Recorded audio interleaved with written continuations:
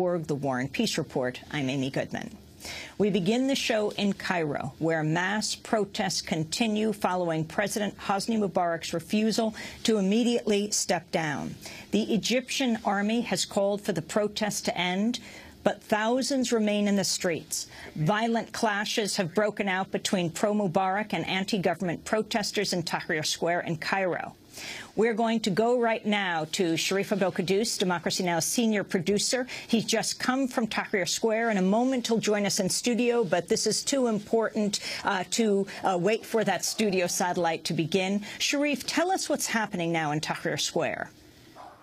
Hey, I just came back from Tahrir Square.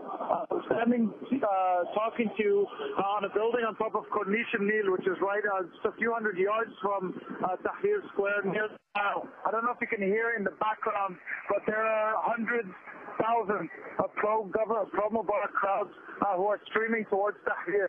In Tahrir, they have actually made it into the square. The army let them in, and now they're facing off.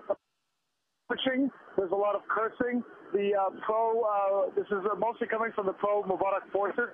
If you walk in the street next to them, they're very in your face. It's a much more aggressive stance than we've seen. And we spoke to people in Tahrir who say that they're basically coming from three different areas. There are central security forces who are dressed in civilian clothes, a lot of what we call Bolpagayo, who are also known as thugs. There's also reports that the oil minister, Sharif issued orders for employees at oil companies to show up today in Heliopolis, another district in Cairo, and to demonstrate for Mubarak. And many of them are suspected to be government employees and members of the National Democratic Party. This is an ominous development that's happened now. They're trying to take back Tahrir Square. They're facing off right now. Protesters of the pro-democracy movement have linked arms. They're holding strong, but the numbers are not what they were last night in Tahrir. Many people went home. So it remains to be seen what is going to happen. I don't know if you can hear in the background right now.